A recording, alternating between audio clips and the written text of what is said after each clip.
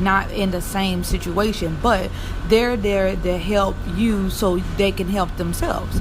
And let me tell you, I would never want to go back to that situation because it was devastating.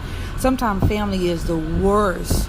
I was better off going to go stay with a stranger. I'm telling you the truth. I was better off going to stay with a stranger because I felt like my family took advantage of me. One minute they telling me, oh, they don't need money. Next minute they telling me, oh, they do need money. One minute they being nice to me and being considerate. Other minute they being rude and inconsiderate. When it's a such thing like, well, if you have someone come live with you and they're already going through something, why put that burden on them by treating them ugly or rude or giving them just hell?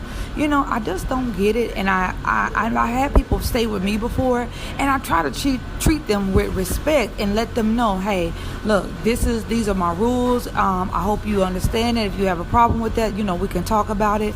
But everybody doesn't have that notion. They don't have that hospitality, and they definitely don't understand.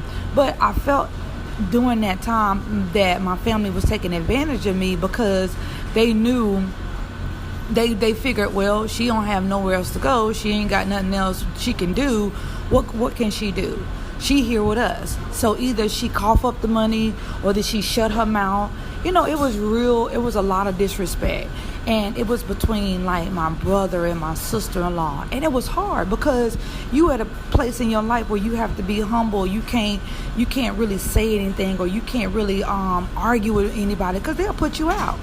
They already know that you're going through this transition. They already know that life is kind of giving you some ups and downs, and it just makes it even harder when you have to, when you're trying to have some peace about the situation. But people come along to kind of disturb that peace in a sense. So when it comes to taking advantage of a situation like that, it is tough. It is so tough. But I'm telling y'all now, I made it through.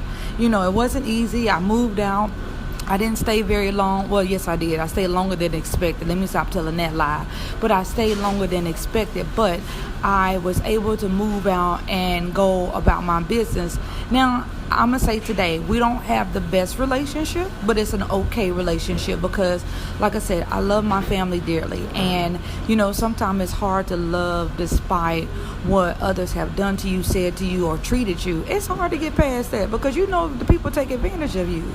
Oh, so another thing of dealing with people taking advantage of you when it comes to relationship, man and woman, woman and man, let me tell you, there have been a lot of times where I've been in a relationship where I didn't even know if the person was taking advantage of me or not.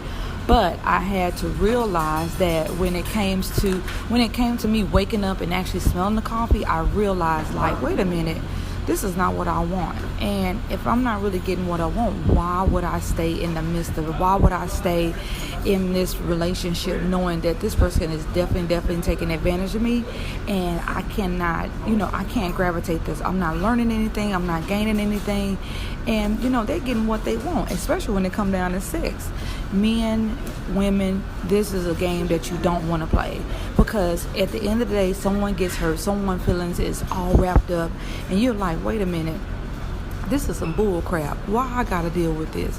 But sometimes we don't know when we're being taken advantage of because sometimes the guy can be so smooth or the girl can be very crafty, and you don't even know when people are taking advantage of you.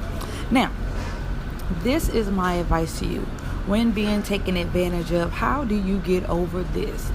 I'm telling you, this can be a hard pill to swallow because most of the time we're in our emotions, our feelings are all bottled up, our heart is hurting, and we're trying to figure out, why did this person treat us like this?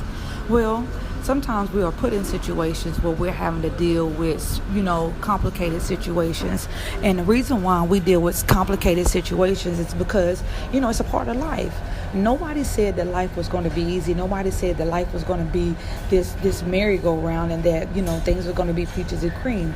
Sometimes we go through things in order to make us stronger, to make us wiser, to get us to a point where we have complete revelation about what's taking place in our life.